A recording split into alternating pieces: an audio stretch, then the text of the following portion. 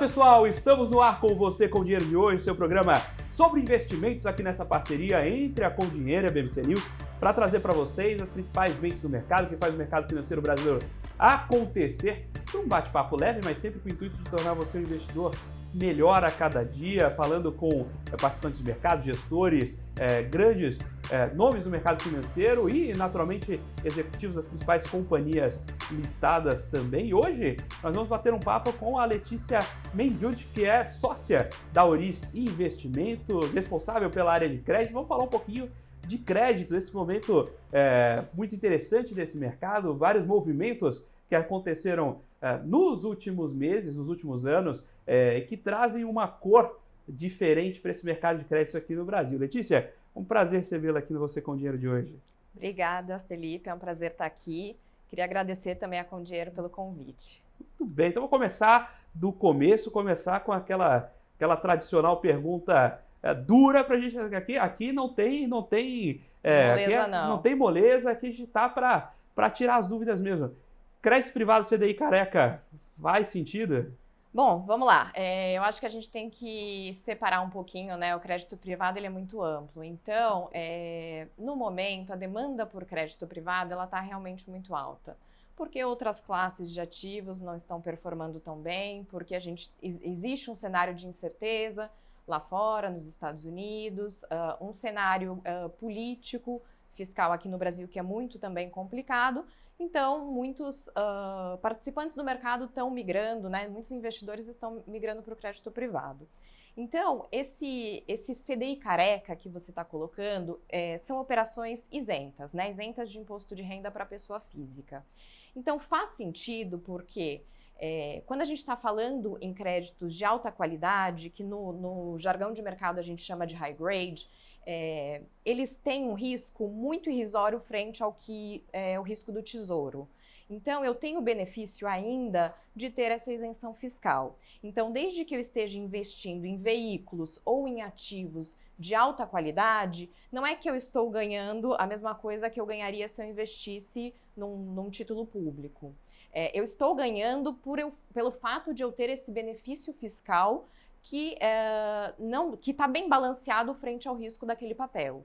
Nessa de balanceamento do risco do papel e dentro do fundo, você comentou sobre esses ativos isentos para pessoas físicas. Isso. Né? Esses ativos fizeram um sucesso importante, inclusive, eventualmente, a mudança de regulação que estava fazendo sucesso demais. Exato. Né? Faz sentido, por exemplo, carregar esse tipo de papel no fundo ou aí não? Aí, para ativos isentos, deixa a pessoa física comprar na carteira direto? Vamos lá. Quando a gente fala de ativos isentos, a gente tem que segregar um pouco, tá? Então, a gente tem as debêntures incentivadas, que são as debêntures que seguem a lei 12431. Existem fundos exclusivos para essas debêntures, que são os fundos de infraestrutura. Então, nesses veículos, vale a pena você investir, porque eles têm algumas regras específicas de percentual de alocação.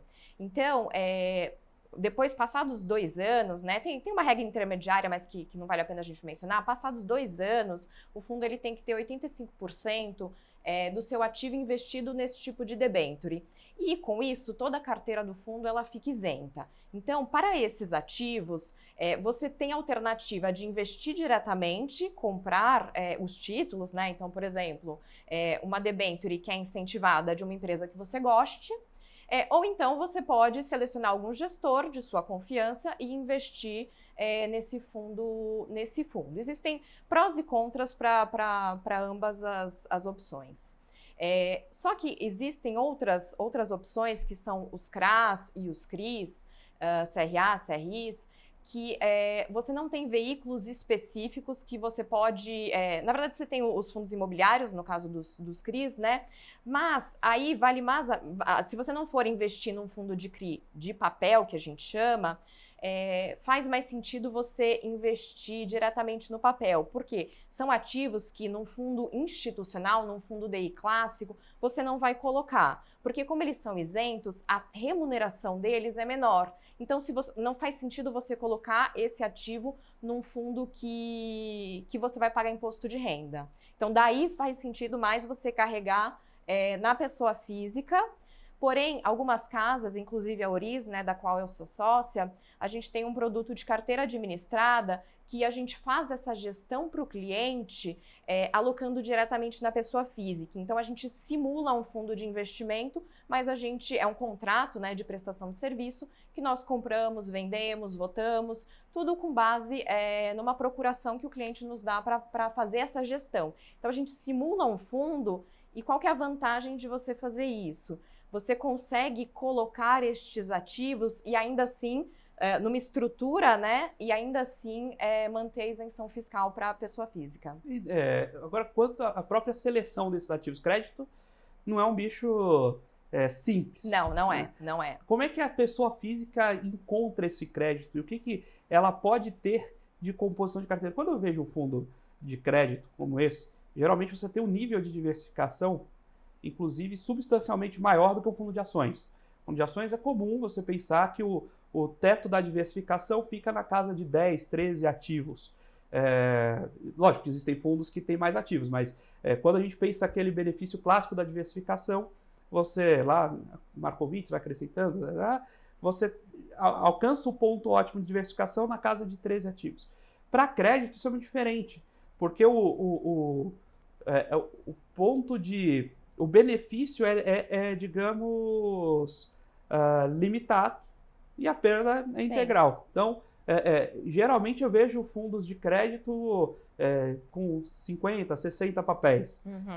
O que às vezes é difícil de montar a sua carteira pessoa física. Como é que é esse equilíbrio da seleção de ativos quando você pensa, por exemplo, em uma carteira administrada? Não, bacana. Exatamente a vantagem de você ter uma carteira administrada, uma delas, né, é você exatamente contar com um profissional que vai fazer essa composição mais diversificada. Então, é claro que alguns clientes gostam de empresas específicas, gostam de créditos específicos, então eles têm essa preferência por eles mesmos montarem essa carteira. Mas, normalmente, esses clientes eles acabam carregando essa posição até o vencimento. Então, acho que a vantagem de uma carteira administrada é que ela vai simular essa estrutura de fundo, tá? Eu estou falando de simulação porque não existe um veículo, não existe um CNPJ, tá?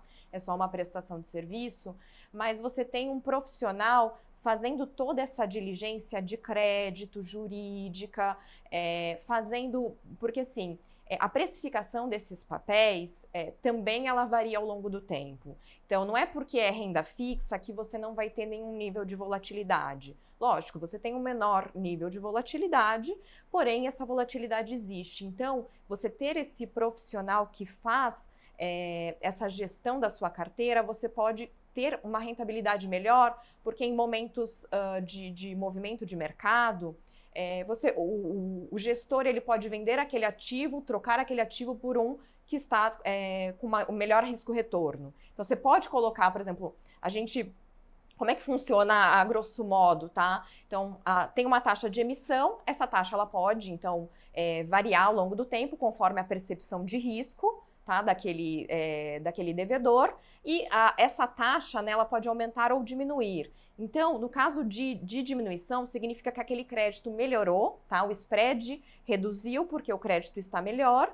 e daí você pode vender aquilo por um preço maior no mercado e trocar por outro crédito que está com uma relação risco-retorno mais atrativa para rentabilizar aquela carteira. Não sei se eu fui muito técnica na explicação, mas eu estou aqui para esclarecer. Está ótimo, aqui a gente tem audiência de primeira qualidade. Então maravilha. Não se preocupe com o Tecnicase, que aqui a gente é a melhor audiência da Faria Lima. Não, maravilha. Nenhum programa gravado aqui na Uruçuí faz tanto sucesso quanto esse, a esse horário. Muito bem, mas o que eu queria comentar desse ponto de estrutura do crédito é que o próprio processo de seleção e criação de fundos é diferente. A gente viu um boom de crédito em 2024, especialmente, em que basicamente a força motriz da indústria de fundos no Brasil foram os ativos de crédito, especialmente crédito privado, que chamaram de volta o investidor para classe, porque a gente vinha de 2 anos de saques líquidos na indústria de fundos. No entanto, isso fez com que a demanda por papéis fosse muito grande. Consequentemente, você eventualmente ou paga mais caro nesses papéis ou começa a procurar papéis, começa a ser menos seletivo na qualidade dos papéis. E o que a gente viu, por exemplo, já no fim de 2024 foi um freio desse movimento. O que eu queria trazer aqui? Justamente, como o investidor que foi, esse fluxo que a gente viu no mercado de varejo, indo para esses fundos de crédito privado, foi um fluxo saudável? Os fundos foram criados de maneira saudável? Ou a gente acabou sofrendo um pouco com esse excesso de volume e machucando um pouquinho o mercado em 24? Tá. Aí eu vou dar um pouquinho do que é a minha opinião, tá? Perfeito. Eu acho que esse fluxo é natural esperando o cenário de juros que nós temos hoje. Então, você está falando de uma Selic na casa de 15%, esses fundos institucionais, né, principalmente, eles são indexados ao CDI, você tem o CDI 15 mais um spread, que seja 0,5%, que seja 1%. É muito atrativo, com uma volatilidade pequena. Então, é natural que esse fluxo ele tenha ocorrido ao longo de 24, até porque em 23 a gente teve alguns eventos de estresse de crédito que fizeram as remunerações dos papéis ficarem muito atrativas. Então, depois de, lá no início do ano, né, que teve Americanas, teve Light, a gente teve diversas empresas, às vezes um pouco menores, entrando em recuperação judicial, casos de renegociação. Então, 23 foi um ano muito difícil para crédito. Então, quando você chega em 24 com taxas muito atrativas para créditos de alta qualidade, porque o mercado como um todo sofreu, numa expectativa que você tinha de queda de juros e que migrou para um aumento da taxa de juros, fazia todo esse sentido. O grande problema que eu enxergo é que muitas casas começaram a abrir veículos, né, que não necessariamente o investidor ele estava ciente de quais eram os riscos inerentes àquele produto. Então eu não acho que foi ruim, eu só acho que o cliente ele tem que estar ciente dos produtos nos quais ele investe. E não necessariamente ele via, por exemplo, um histórico bom dos últimos 6, 12 meses e falava, quero colocar o meu dinheiro aqui. Então, assim, eu acho que o que falta é esse alinhamento, a venda correta dos produtos de crédito, porque apesar de serem produtos de baixa volatilidade, eles têm os riscos. Tem o risco da abertura da curva, tem o risco do próprio default. Então, tem alguns riscos que nem sempre eles são vistos pelo cliente, o cliente só olha a rentabilidade histórica. Então, eu acho que é mais ou menos esse o problema, e não sim o boom. Porque no boom, muitas casas elas vão querer aproveitar. Existem muitos profissionais competentes no mercado que vão atender essa necessidade. O problema é como esse veículo ele é vendido para o cliente. Vamos bater esse papo com a Letícia Benjude, que é sócia da Oriz Investimentos, falando sobre crédito, falando sobre renda fixa, falando justamente como esse mercado foi se adaptando às curvas que foram se desenhando ao longo, especialmente nos últimos anos, tivemos muitas oscilações e aqui a gente vai discutindo um pouco de como aproveitar, como se posicionar e ficar também atento às diferenças na evolução desse mercado. Agora nós vamos para um breve intervalo, daqui a pouquinho estamos de volta com o segundo bloco do Você com Dinheiro de hoje. Olá pessoal, estamos de volta aqui para o segundo bloco do Você com Dinheiro de hoje, batendo papo com a Letícia Benjude, sócia da Oriz Investimentos, falando sobre crédito, falando sobre renda fixa e, naturalmente, como surfar esse mercado com as oscilações que ele apresentou nos últimos anos. E aí você estava comentando, Letícia, no bloco anterior, sobre os spreads dos fundos high grade. Agora, a gente tem um outro ponto de mercado que são os fundos high yield, diante de um cenário em que todo mundo estava esperando redução de juros. A gente conversava em dezembro de 23 aqui com a turma, e eles tinham essa expectativa de redução de juros, né? Um monte de gente comprando pra caramba, assim, né? um negócio que muito me preocupa é quando o pessoal começa a apostar demais que é melhor do que o mercado está precificando, né? A curva de juros já prevê expectativa. Então, quando você compra pré, não é que você está esperando cair juros, você está esperando que caia mais do que a curva precifica. Então, quando você vê todo mundo comprando pré, é um negócio estranho, porque aí isso deveria já estar no preço. Mas tudo bem, naquele momento já estava meio preocupado. E o que aconteceu foi uma inversão dessa expectativa e os juros, na verdade, não só não caíram na velocidade que estava precificado, como subiram. Pegou muita gente no contrapé. Mas além de pegar os próprios gestores de fundos no contrapé, isso pega as empresas no contrapé. A gente tinha empresas machucadas lá de tomar crédito a CDI mais 5 no pós-pandemia, porque CDI mais 5 dava 7%, é uma maravilha, e carregando esse crédito até hoje num cenário que CDI mais 5 dá 20% ao ano. E é difícil para a empresa, dentro das suas operações, custear isso, levando a esse monte de RJs que a gente viu nos tempos recentes. Agora, como isso impacta o mercado de crédito, né? Como é que está sendo o giro e, eventualmente, novas emissões de crédito high yield, como essas empresas, eventualmente médias, eventualmente por N circunstâncias, têm uma análise de crédito um pouco diferente, um risco um pouco maior, como esse mercado de crédito para essas empresas tem funcionado nos últimos tempos? Existe acesso? Tá bom, vamos lá.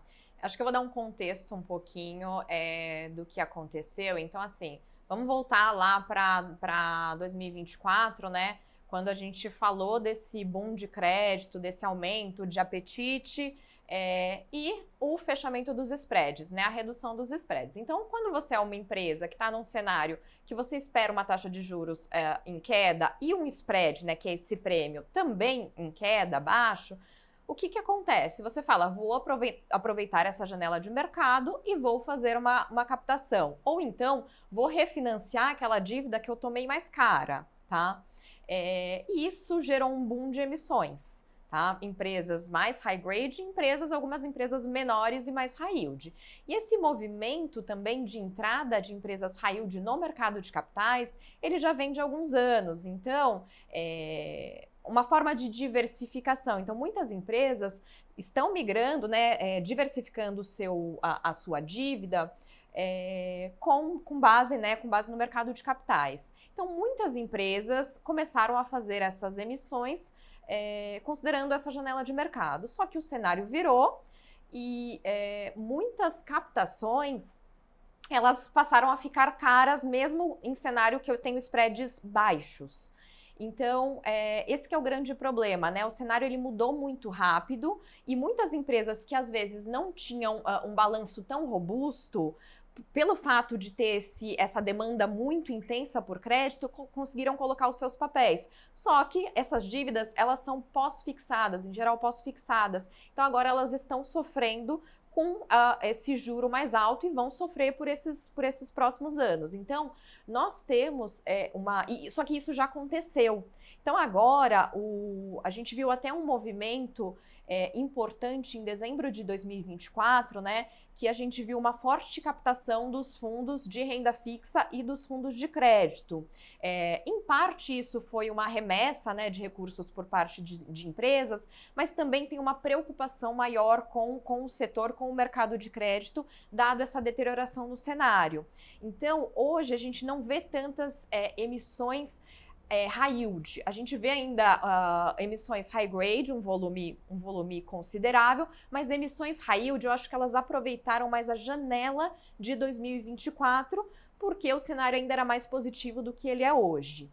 O que, por outro lado, nós estamos enxergando muito é a migração para aquilo que nós chamamos de produtos estruturados. Então, eu saio do high yield, que é uma empresa que tem um maior risco, mas a estrutura de garantias é mais fraca.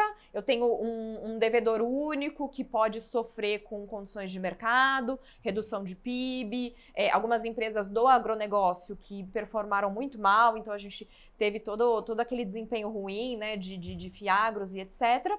E passo a entrar com estruturas que elas já são pulverizadas, elas têm subordinação. Então, eu migro para uma classe que vai pagar uma taxa de juros tão boa quanto a de um high yield, só que tem uma relação risco-retorno na nossa visão mais calibrada, melhor.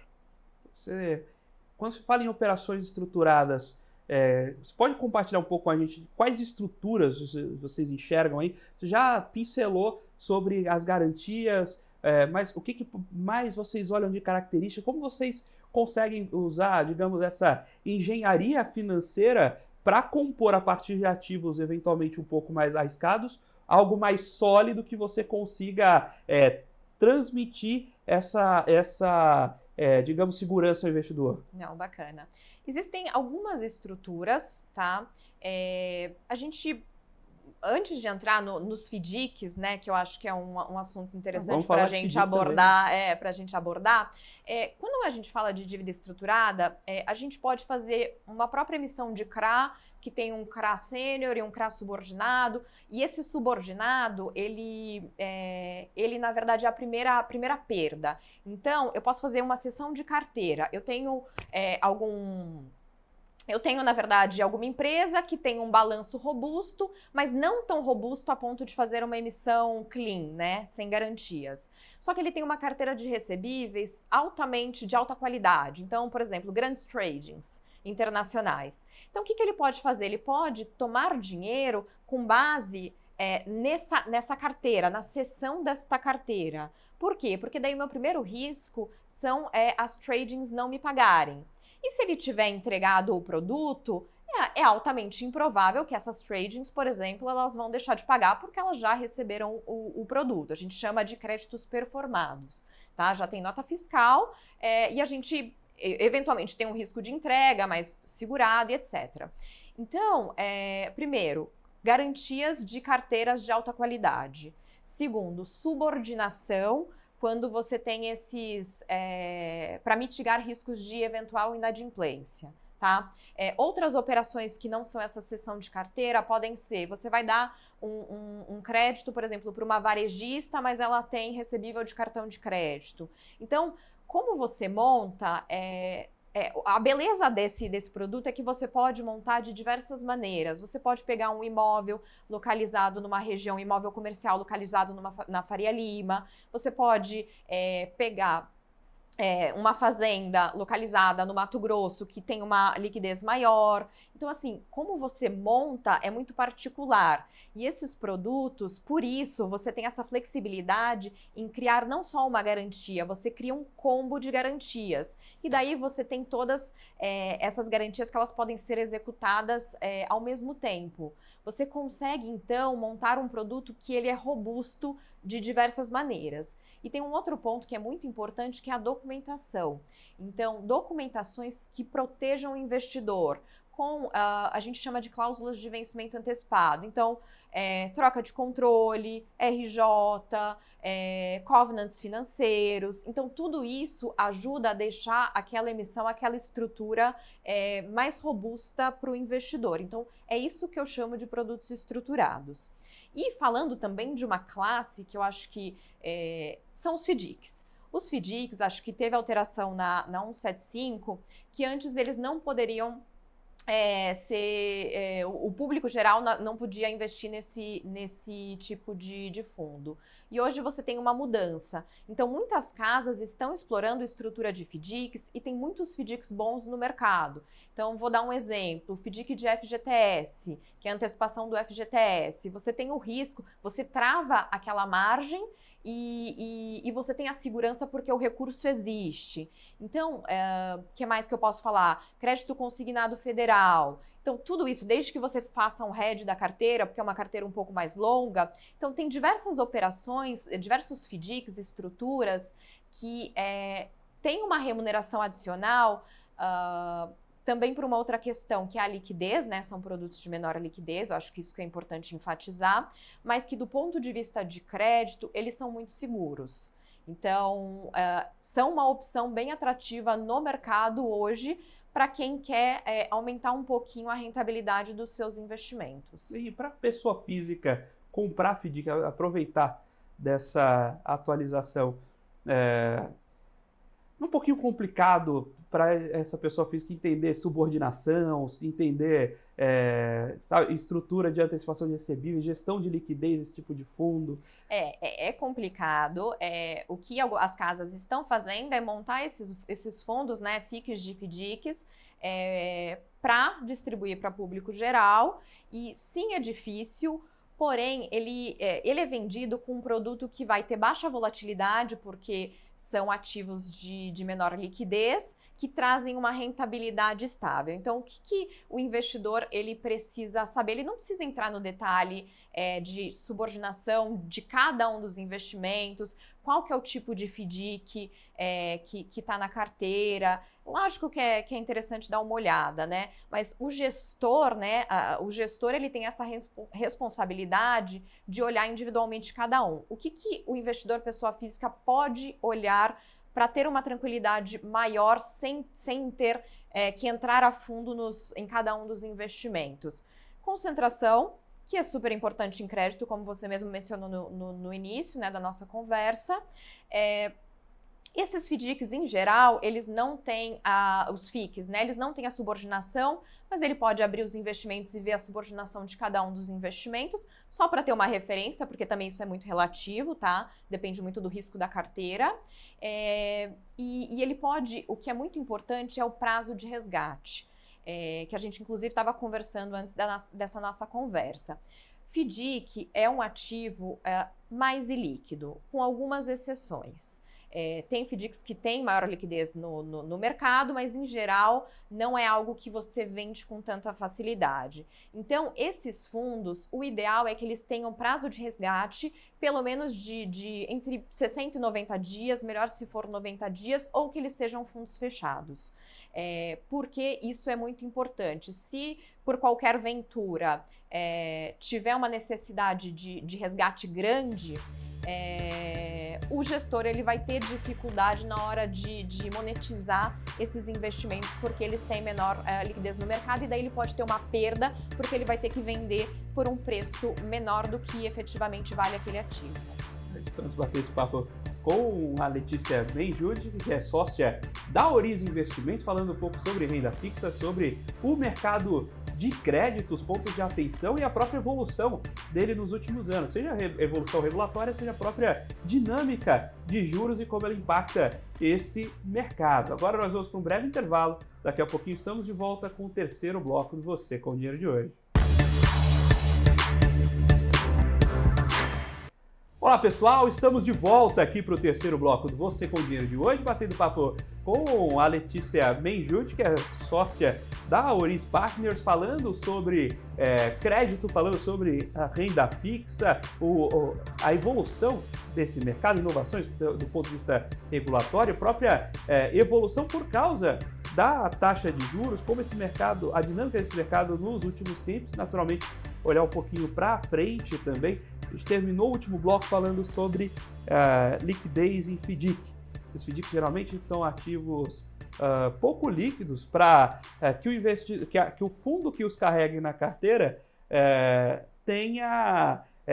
os tenha na carteira e ao mesmo tempo ofereça muita liquidez para o seu cotista. Eu lembro que em 2019 a gente estava na primeira perna do hype do crédito. Você lembra disso? A primeira perna de hype de crédito era assim, era crédito privado bancário, que tinha a história dos fundos. Você lembra aqueles fundos que tinham um monte de pequenas aplicações em CDB, que aí os fundos se valiam do FGC. Aí depois o pessoal cortou, você só pode ter até 1 milhão protegido, tal, mas que os fundos eram montados para comprar CDB de banquinho pequeno. essa foi a primeira stint ali do crédito privado para as pessoas físicas. E aí, em 2019, a gente viu aquela esticada do crédito privado e muita gente usando fundos de crédito privado como caixa. Então, você tinha aquele gestor que você tinha a duration de 8 anos na carteira, oferecendo liquidez em D0. Então, você tem que fazer uma gestão de caixa fantástica, ou seja, ou você fica muito exposto a um conjunto de saques dos seus cotistas. O que eu queria trazer com você? O que o investidor poderia se atentar na hora de comprar um fundo de crédito para não cair no conto do vigário, né? De às vezes você achar uma oferta que é boa demais. O fundo lá 130% do DI, liquidez D0, né? Parece tudo bonito demais. O que é bacana para o investidor estar atento nessa avaliação do fundo de crédito? Não, bacana. Acho que isso é um ponto muito importante, né?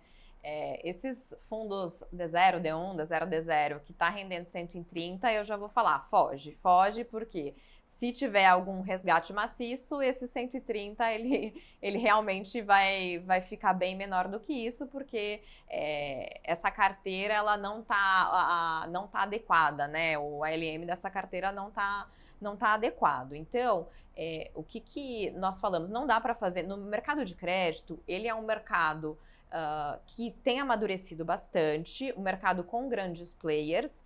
Então, o que eu acho que acontece? Não dá para você fazer milagre. Se os fundos estão captando muito, os spreads, né, tá todo mundo demandando, os spreads naturalmente eles vão fechar, então não dá para fazer milagre. O que acontece é que os fundos D0 ou até um D15, né, D30, a rentabilidade deles, ela vai ser naturalmente menor do que um fundo D60, D90, D180. Por quê? Porque eu preciso manter uma parcela maior em liquidez para fazer frente a eventuais resgates, principalmente em momentos de grande incerteza. Quando a gente tem estresse sistêmicos, o que acontece? Não é só um resgate forte no seu fundo, relevante no seu fundo. Você tem um resgate no mercado como um todo. Então, daí você tem que estar preparado para honrar com essa liquidez. Então, você tem que manter num fundo D0 uma parcela maior de caixa, você tem que manter uma parcela maior de ativos de altíssima liquidez, que normalmente são bancários e que pagam menos. Ou então em debentures, né, em ativos de empresas de alta qualidade. Então, esses ativos, eles naturalmente pagam menos. Então, não tem como você fazer milagre nesses fundos D0, D0. Quando você vai aumentando o prazo de resgate, aí você consegue colocar estruturas, debentures de um pouquinho maior de risco, você pode concentrar mais os seus ativos. Então, você tem mecanismos, formas de rentabilizar melhor aquela carteira. E daí sim, você falar em um 110%, se você tiver um FDIC, um 120%, eventualmente até 130%, a depender do prazo de resgate, aí faz sentido. Então, a dica quando você olha um fundo de altíssima liquidez, não tem como fazer milagre sem você correr um risco muito alto. Então, que nem você mencionou da duration. A duration muito alta, assim, qual que é a grande questão? Às vezes você tem um ativo de altíssima qualidade, mas numa duration alta. Então, se você... a própria duration vai afetar a rentabilidade daquele ativo se você tiver que vendê-lo no momento de estresse. Então, tudo isso tem que ser casado. O fundo D0, ele tem que ter caixa, tem que ter papel bancário de alta liquidez, tem que ter debenture high grade e só um pedacinho de ativos um pouco mais arriscados, mais arrojados, para ele fazer sentido, tá? Então, o gestor, ele tem que ter essa responsabilidade. Por quê? Porque existem a possibilidade de haver um evento naquele próprio fundo, né? Então, vou dar um exemplo, alguma instituição que existe algum burburinho em relação a ela, aí vem todo mundo pedindo resgate. Ou então, o próprio problema de mercado, o cenário se deteriorou, a galera quer resgatar para investir em título público. Ou o inverso, o mercado de crédito já não está tão atrativo, vai ter um resgate grande, porque tem outros ativos, outras classes de ativos que estão mais atrativas. Então, todos esses cenários de estresse, eles são possíveis, a gente não consegue prever. Então, por isso, o gestor ele tem que ser responsável nessa relação, né, nessa análise de ativo versus passivo. Tem que estar casado, não existe outra fórmula, uma fórmula mágica de você entregar muito resultado sem correr um risco ou sem estar sem liquidez e etc. Você trouxe aí um ponto, uma, digamos, regrinha de bolsa, né? Quando você está procurando um fundo, se atentar a essa relação entre retorno e prazo, que é uma forma de você ganhar mais na renda fixa é justamente alongar o prazo, Exato. Então fazer esse casamento. Agora, você, nas carteiras administradas, por exemplo, vocês compram fundos de crédito também?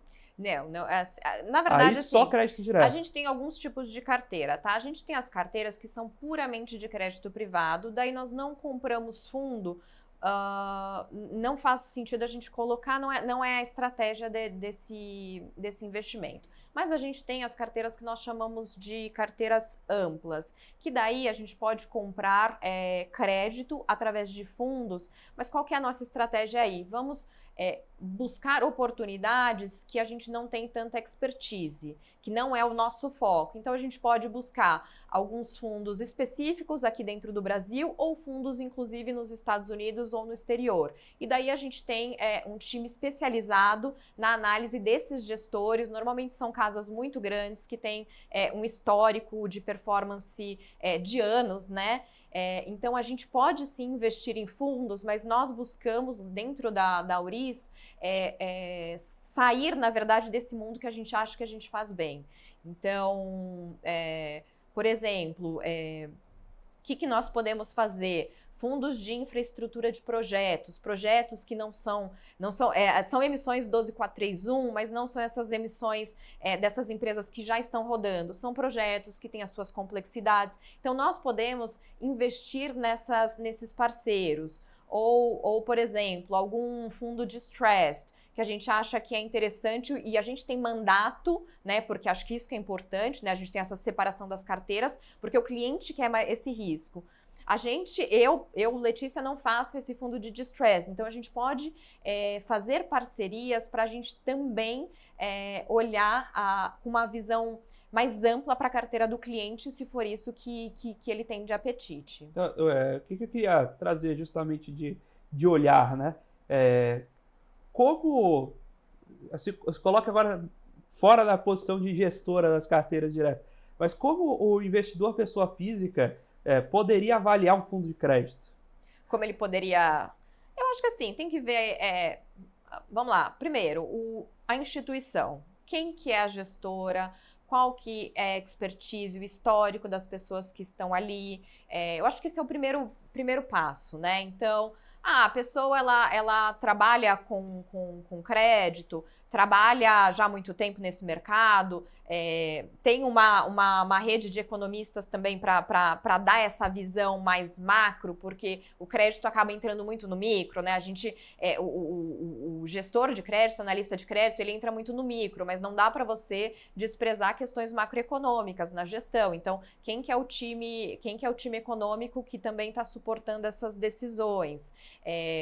O histórico também dos fundos de performance e analisar assim um pouco, acho que vale a pena conversar até, né, se tiver oportunidade, que o nosso público é de investidores profissionais, então por isso que eu estou falando disso, conversar e entender o que é a cabeça, né, conversar com o seu banker, o que é a cabeça de cada um desses veículos, o que é esperado, né, daquele produto. Então, acho que é exatamente isso que pode se fazer. Então, olhar o background, que eu acho que é extremamente importante, e entender qual que é o grau de conservadorismo, qual que é o risco que você está correndo. Então, se você não consegue ter acesso direto ao gestor, fale com o seu banker, o seu gerente. Então, isso é muito importante, você ter a informação completa, perguntar a informação completa, porque eu acho que todo mundo aqui tem conta em um banco, então eu recebo várias ofertas de produtos, mas assim, eu não tenho explicação do que é aquilo. Então, eu acho que esse é o cuidado os investidores pessoa física devem ter. Pergunte, o que é esse fundo, qual é o tipo de investimento, porque assim, nem todo mundo tem tempo para ficar entrando lá na CVM e olhando carteira. Então assim, pergunte para quem que é o seu gerente, pergunte para o seu assessor o que é aquele produto. Então acho que é a melhor forma, além de pesquisar qual que é a casa. Maravilha, estamos batendo esse papo com a Letícia Menjude, que é sócia da Auris Partners, falando sobre crédito, falando sobre renda fixa, como olhar para esse componente da sua carteira, aproveitar e entender os movimentos de mercado, mas naturalmente a própria evolução regulatória desse mercado, como você pode acessar novos produtos, para onde vai, para onde vão esses recursos, né? Como você pode se preparar para utilizar esse mercado da melhor maneira para sua carteira de investimentos. Agora nós vamos para um breve intervalo, daqui a pouco estamos de volta para o quarto e último bloco do Você com Dinheiro de hoje. Olá pessoal, estamos de volta aqui para o quarto e último bloco do Você com Dinheiro de hoje, batendo papo com a Letícia Menjude, que é sócia da Auris Partners, falando sobre crédito privado, falando sobre renda fixa, como olhar para esse mercado, como ele foi ao longo desses últimos anos, tanto do ponto de vista regulatório, quanto a própria oscilação do juros, como se impacta nos seus resultados. Eu queria olhar um pouco agora para frente, né? O que a gente pode pensar de crédito para frente, como se posicionar nesse mercado? Inclusive, nós lá na Auris, nós lançamos um FIC de FDIC, né, que também visa entregar um retorno atrativo para o investidor, investindo em diversos ativos, né, numa carteira relativamente pulverizada, né, de outros FDICs, e a gente busca diversificar teses, estruturas, gestores, porque mesmo nos FDICs, ainda que eles tenham estruturas de garantia bastante robustas, eventualmente você pode ter um ou outro problema passível de negociação, é lógico, mas assim, para impactar menos a volatilidade desse fundo. Então, é uma estratégia que nós acreditamos muito, o mercado também tem acreditado muito nessa estratégia, e até por isso estão surgindo oportunidades muito interessantes no mercado. Então, casas especializadas nessas estruturas estão lançando fundos bastante interessantes, bastante atrativos, e o que é melhor é que quando você entra no início da onda, você consegue investir em ativos de melhor rentabilidade, porque depois todo mundo quer entrar nesse mundo, né, e vão faltando ofertas.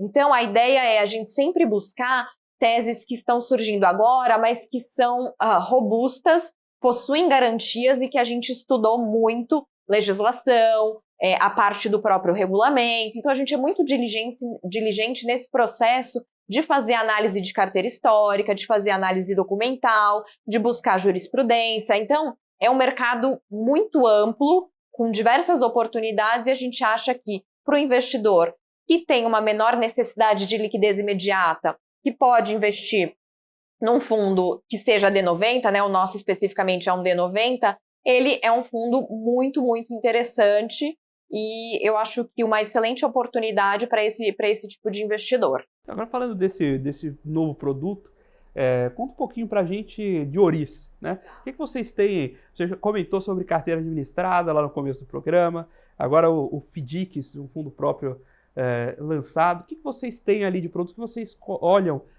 de mercado? Como é que são as caixinhas lá dentro? Tá bom. A Auris é uma casa que está com aproximadamente 3 anos. E ela possui, na verdade, diversas áreas, né? E eu vou explicar cada uma delas brevemente. A primeira delas é a consultoria, né? Que nós fazemos o assessoramento, a recomendação de investimentos para os nossos clientes.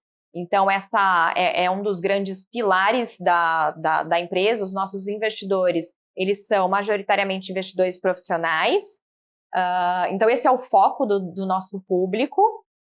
Nós temos também a Asset. A Asset, ela tem tanto a gestão das carteiras administradas quanto de fundos exclusivos desses mesmos clientes, e daí a diferença é que nós fazemos a gestão, tomamos as decisões de maneira discricionária e também alguns produtos específicos dentro. Então, nós temos a parte de crédito imobiliário, temos um fundo de CRIs, nós temos fundos de permuta de terrenos, nós temos também outras frentes como a parte de Special Situations, temos também uma parte que é de Legal Claims, que é precatórios, majoritariamente. Então, assim, é uma casa bastante diversificada e que busca extrair o melhor de cada um dos seus times, que são especializados nessas frentes. E, como eu mencionei, o nosso próprio FDIC.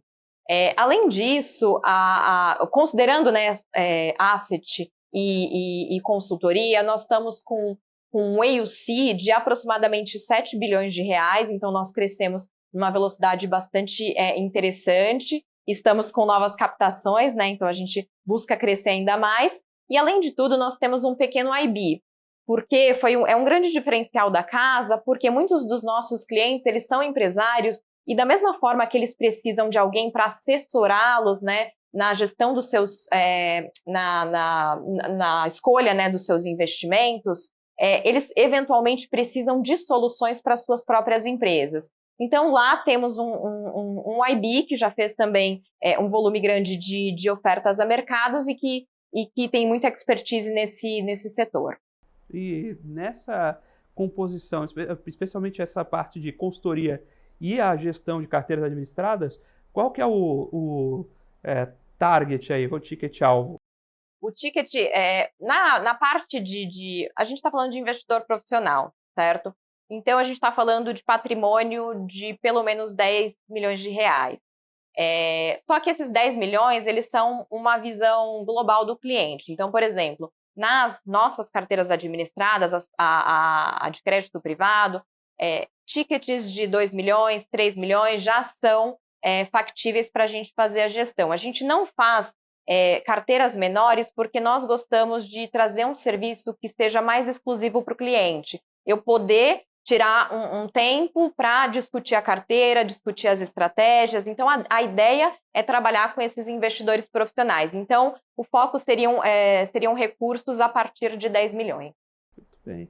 Letícia, queria agradecer aqui imensamente sua participação. Muito obrigado pelo seu tempo, por dividir um pouco desse conhecimento conosco. Foi um prazer recebê-la aqui no programa. Eu tenho certeza que a audiência aprendeu bastante também com esse bate-papo. Eu queria deixar o espaço, né? Você falou que está em captação, então vamos deixar aqui o espaço para você conversar com a nossa audiência. Quem quiser procurar a Auris, quem quiser puxar, seja para o serviço de consultoria, seja para os produtos da Asset, como pode encontrar vocês? Então, como eu mencionei, nós somos a Auris Partners. Para quem tiver interesse, o nosso site é www.aurispartners.com.br. Estamos também no LinkedIn, estamos também no Instagram. É só buscar por Auris Partners e nós teremos um imenso prazer em recebê-los e contar um pouquinho melhor do que a gente faz lá.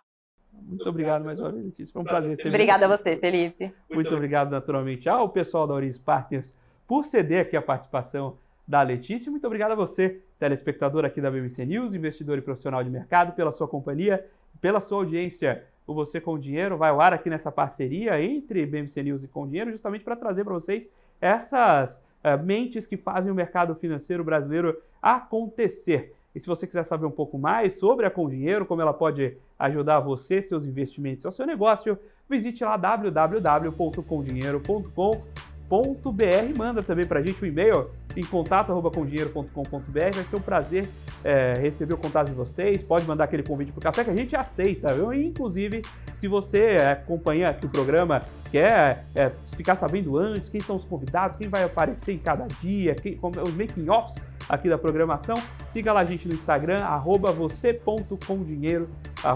@você.comdinheiro, nosso Instagram, para você ficar sabendo, ficar sempre atualizado com tudo que está acontecendo aqui na programação e nas gravações. O Você com Dinheiro de hoje vai ficando por aqui. Muito obrigado mais uma vez pela sua companhia, pela sua audiência e até a próxima.